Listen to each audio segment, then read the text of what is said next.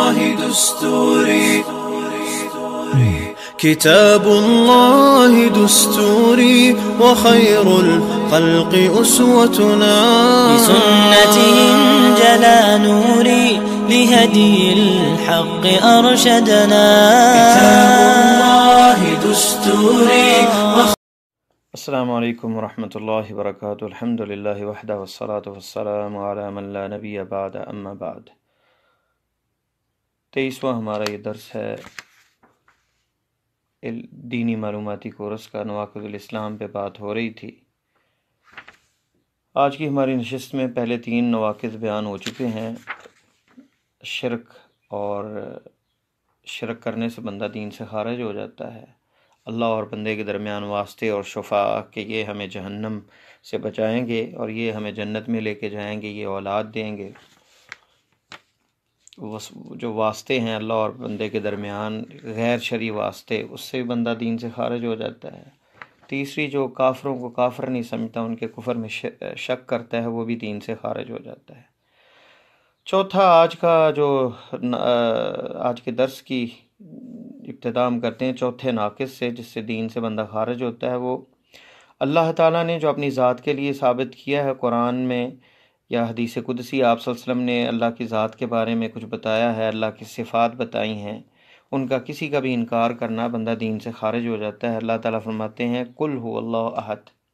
اعوذ باللہ من الشیطان الرجیم. بسم اللہ الرحمن الرحیم. قل هو اللہ احد، کہہ دیجئے اللہ ایک ہے. اللہ الصمد، اللہ بے نیاز ہے. لم یلد ولم یولد، نہ اللہ کسی کی اولاد ہے، نہ اللہ تعالیٰ کی کوئی اولاد ہے. وَلَمْ يَكُنْ لَهُ كُفُوًا أَحَدٌ، اور اللہ کا کوئی ہمسر نہیں، اللہ کا کوئی برابر نہیں ہے. تو نہ اللہ کی صفات میں کوئی شریک ہے، اللہ کی صفات جیسی کسی کی صفات نہیں، اللہ کی ذات کے ساتھ بھی کوئی شریک نہیں. تو اللہ تعالیٰ کی ذات کے بارے میں جو ہے کسی کو شریک کرے آپ کی صفات میں، اللہ کی ذات میں، اللہ کے تصرف میں، تو وہ بھی اس کا انکار کرے اللہ کی صفات کا، وہ بھی دین سے خارج ہوگا. یہ بھی علماء نے نواقض الاسلام میں اس کو ذکر کیا ہے. 5واں ہے اللہ کے نبی صلی اللہ علیہ وسلم کی تکذیب کرنا. اللہ تعالیٰ فرماتے ہیں وَيُكَذِّبُوكَ فَقَدْ كَذَّبَ الَّذِينَ مِن قَبْلِهِمْ جَاءَتْهُمْ رُسُلُهُم بِالْبَيِّنَاتِ وَبِالزُّبُرِ وَبِالْكِتَابِ الْمُنِيرِ. اگر یہ آپ کی تکذیب کرتے ہیں تو ان سے پہلے جو آپ سے آنے والے ہیں، آپ سے پہلے آنے والے لوگ جو ہیں، ان کی بھی تکذیب انہوں نے کی. ان کے رسول آئے تھے بینات کے ساتھ، دلائل و براہین کے ساتھ، اور جو ہے ان لوگوں نے ان کا بھی انکار کیا. اور یہ سورہ فاطر کی ہے آیات.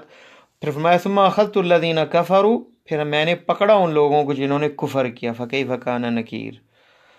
تو اس میں کہا ثم اخذت الذین کفروا، ان لوگوں کو کافر کہا گیا. تو جو رسولوں کی تکذیب کرتا ہے، کسی ایک رسول کی بھی تکذیب کرتا ہے، تو وہ دین سے خارج ہو جاتا ہے. جن میں 6 نمبر پہ ہے اللہ کے نبی صلی اللہ علیہ وسلم کی ہدایت سے بڑھ کر کسی اور کی ہدایت کو بہتر سمجھنا کہ 1400 سال گزر گئے، یہ دین اب نظام حیات اور نظام دستور جو اسلام کا ہے یہ جو ہے قابل عمل نہیں، بہت پرانا ہے. ایسا کوئی عقیدہ رکھتا ہے تو دین سے خارج ہو جائے گا. آپ صلی اللہ علیہ وسلم ہر خطبہ میں ارشاد فرمایا کرتے تھے خیر الہدا ہدا محمد صلی اللہ علیہ وسلم، بہترین رہنمائی جو ہے وہ اللہ کے نبی صلی اللہ علیہ وسلم کی ہے. ہر خطبے میں یہ ارشاد فرمایا کرتے تھے کہ سارے جو برے کام ہیں وہ دین میں نئے کام ہیں، اور بہترین رہنمائی اللہ کے نبی صلی اللہ علیہ وسلم کی ہے. وَلَمْ تَرَ إِلَى الَّذِينَ يَزْعُمُونَ أَنَّهُمْ آمَنُوا بِمَا أُنزِلَ إِلَيْكَ وَمَا أُنزِلَ مِن قَبْلِكَ يُرِيدُونَ أَن يَتَحَاكَمُوا إِلَى الطَّاغُوتِ وَقَدْ أُمِرُوا أَن يَكْفُرُوا بِهِ وَيُرِيدُ الشَّيْطَانُ أَن يُضِلَّهُمْ ضَلَالًا بَعِيدًا. تو اس آیت کریمہ میں بھی یہ حکم دیا گیا ہے اور یہ بتایا گیا ہے کہ جو یہ گمان کرتے ہیں کہ وہ ایمان لے آئے جو اللہ تعالیٰ نے ان کی طرف نازل کیا اور جو پہلی امتوں پہ نازل ہوا، اور پھر اس کے باوجود اس نظام کو چھوڑ کر وہ طاغوت کی طرف جاتے ہیں فیصلہ کروانے کے لیے، اس نظام حیات کو، اسلام کو نہیں مانتے، تو انہوں نے بھی کفر کیا اگر وہ اسلام میں استحقاراً اور اسے کم تر سمجھتے ہوئے کسی اور جگہ فیصلہ کرواتے ہیں. تو فرمایا فلا وربک لا یؤمنون، تمہارے رب کی قسم ہے ان کا ایمان پورا نہیں ہوتا حتی یحکموک فیما شجر بینہم، یہاں تک کہ آپ کو یہ حاکم اور فیصل نہ مان لیں جو ان میں آپس میں اختلافات ہوتے ہیں. ثم لا یجدوا فی انفسہم حرجا مما قضیت، پھر جو آپ فیصلہ کریں دل میں کوئی حرج اور خیال تک اسے قبول کریں اور حرج پیدا نہ ہو، کوئی شک پیدا نہ ہو۔ اللہ تعالیٰ کے دین، قرآن کے ساتھ، دین کے ساتھ اللہ کی سزا اور عقاب، جنت جہنم، کسی کی چیز کے ساتھ مذاق کرنا جو ہے، اس سے بندہ دین سے خارج ہو جاتا ہے۔ اللہ تعالیٰ فرماتے ہیں وَلَئِن سَأَلْتَهُمْ لَيَقُولُنَّ إِنَّمَا كُنَّا نَخُوضُ وَنَلْعَبُ قُلْ بِاللَّهِ وَآيَاتِهِ وَرَسُولِهِ كُنتُمْ تَسْتَهْزِئُونَ۔ منافقین اور آپ صلی اللہ علیہ وسلم کے صحابہ کسی غزوے میں جا رہے تھے، تو سفر میں باتوں کے دوران منافقین نے کچھ باتیں کی کہ یہ پیڑ کھانے میں سب سے آگے ہوتے ہیں اور باتوں میں بھی آگے ہوتے ہیں اور غزوات میں جنگ میں پیچھے ہوتے ہیں۔ تو ایک صحابی جو ہے ناراض ہوئے ان پہ، اور انہوں نے کہا کہ مجھے پتہ ہے تم منافق ہو، میں اللہ کے نبی صلی اللہ علیہ وسلم کو بتاتا ہوں۔ تو اللہ کے نبی صلی اللہ علیہ وسلم کے پاس وہ گئے اور اللہ نے یہ قرآن نازل کر دیا تھا۔ تو وہ آدمی آیا اور معذرت کرنے لگا کہ ہم تو بس سفر کے لیے مذاق کر رہے تھے، اور تاکہ ہمارا سفر کٹ جائے تو مذاق ٹھٹھا کر رہے تھے۔ تو اللہ تعالیٰ نے یہ قرآن نازل کر دیا کہ اللہ اور اس کی آیات کے ساتھ تم مذاق کرتے تھے، اب عذر پیش نہ کرو، قد کفرتم بعد ایمانکم، تم نے کفر کیا اپنے ایمان لانے کے بعد۔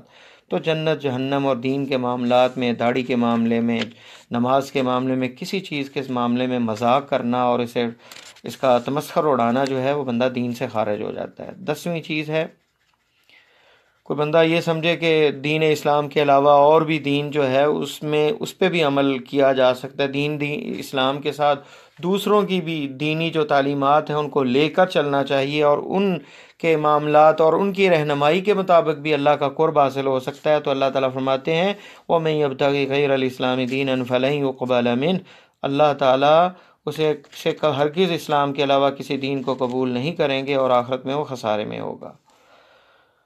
اسی طرح الاعراض الکلی عن دین اللہ، اللہ تعالیٰ کے دین سے مکمل اعراض کر لینا، منہ موڑ لینا تعلیمات کا۔ ومن اظلم ممن ذکر بآیات ربی، اس سے بڑا ظالم کون ہوگا جسے اللہ کی آیات کی نصیحت کی جائے اور وہ اس سے اعراض کر لے، بے شک ہم مجرموں سے انتقام لیں گے۔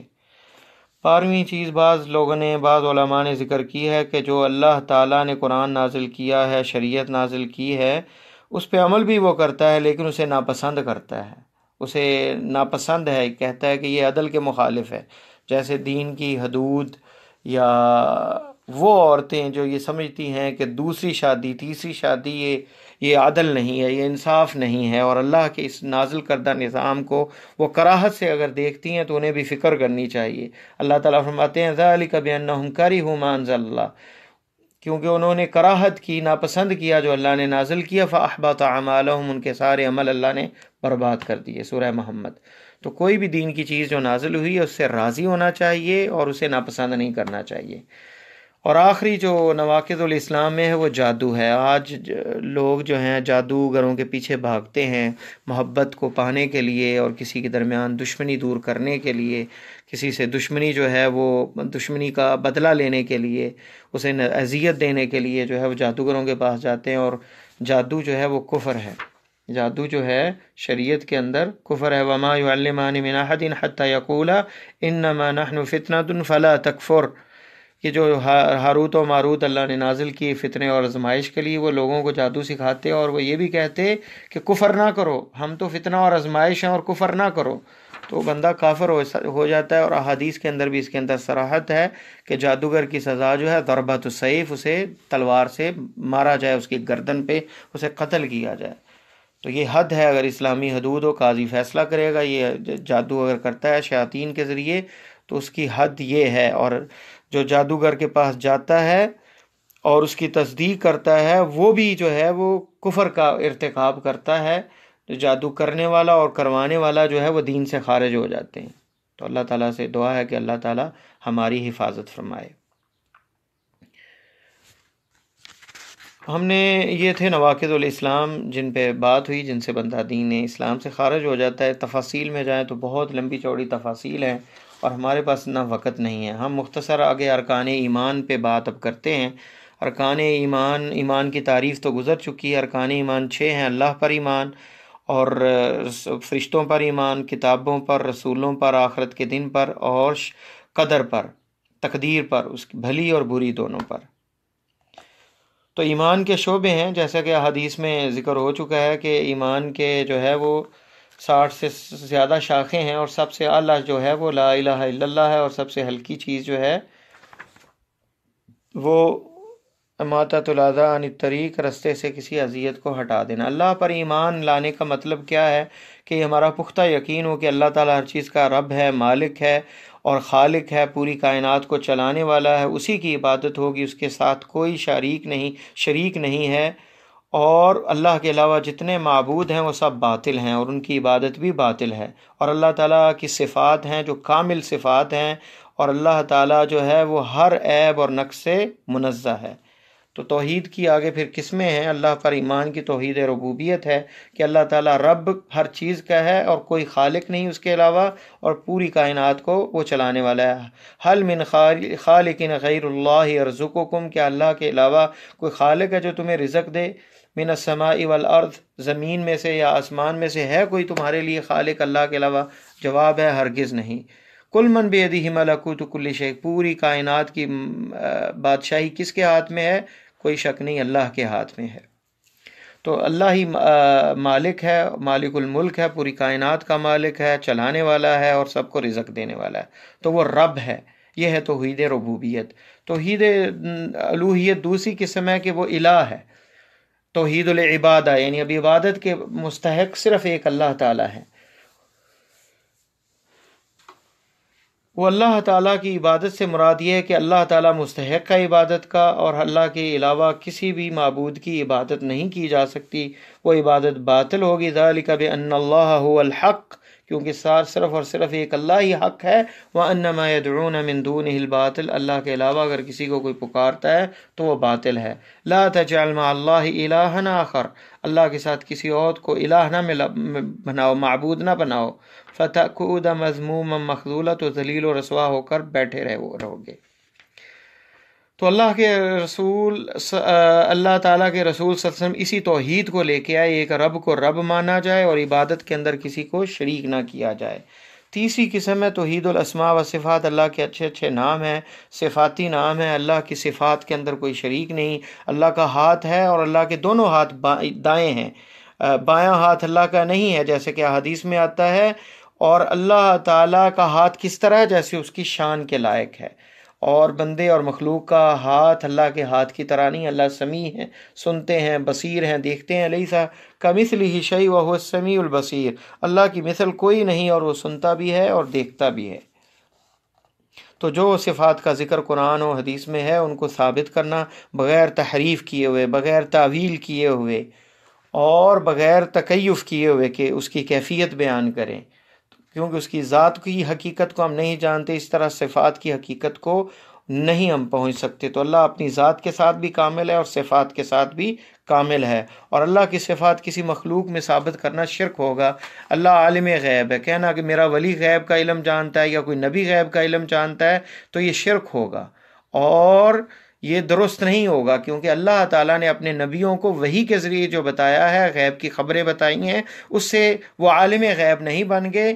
اللہ تعالیٰ نے غیب کی خبر دی ہے تو اللہ نے انہیں خبر دی ہے وحی کے ذریعے، خود انہیں علم میں نہیں آیا، خود بخود ان کے علم میں کوئی چیز نہیں آئی، تو وہ نبی اسی لیے ہیں کہ اللہ کی وحی آتی ہے۔ تو لہذا رسول جو ہیں وہ بھی عالم غیب نہیں۔ وَعِندَهُ عِلْمُ الْغَيْبِ لَا يَعْلَمُهُ إِلَّا هُ، اور اللہ کے پاس علم غیب ہے، اللہ کے علاوہ کوئی نہیں جانتا، جیسے قرآن میں صراحت کے ساتھ آیات موجود ہیں اس موضوع پہ۔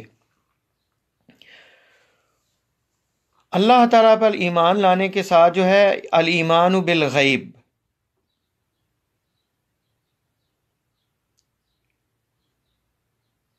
ایمان بالغیب جو ہے الف لام میم ذالک الکتاب لا ریب فیہ ھدی للمتقین الذین یؤمنون بالغیب، اللہ پر ایمان غیب پر ایمان ہے، کیونکہ ہم نے اللہ نہیں دیکھے، اللہ تعالیٰ کی ذات کو نہیں دیکھا، تو ایمان بالغیب کا یہ حصہ ہے۔ تو ہمارے ادراک جو ہیں حواس خمسہ، اس سے ہم ادراک نہیں کر سکتے، نہ چھو سکتے ہیں، نہ سن سکتے ہیں، نہ دیکھ سکتے ہیں، تو یہ ایمان بالغیب ہے، ان چیزوں کو جن کو ہم محسوس نہیں کر سکتے، جیسا کہ جنت جہنم ہے، یہ بھی ایمان بالغیب کا حصہ ہے، اور قیامت کا دن، اللہ کے نبی صلی اللہ علیہ وسلم کو بھی اب ہم نے نہیں دیکھا، ان کی صفات اور ان کے بارے میں پڑھا ہے۔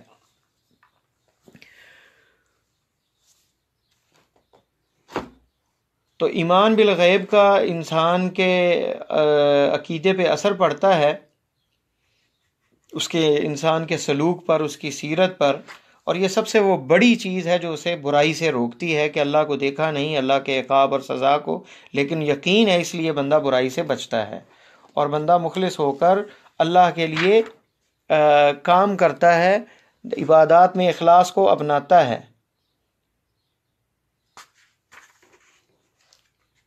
اور دل کے اندر کسی کے بارے میں بغض اور حقد نہیں رکھتا کہ جو کچھ بھی ہے وہ اللہ کی طرف سے ہے، رازق بھی وہ ہے، مالک بھی وہ ہے۔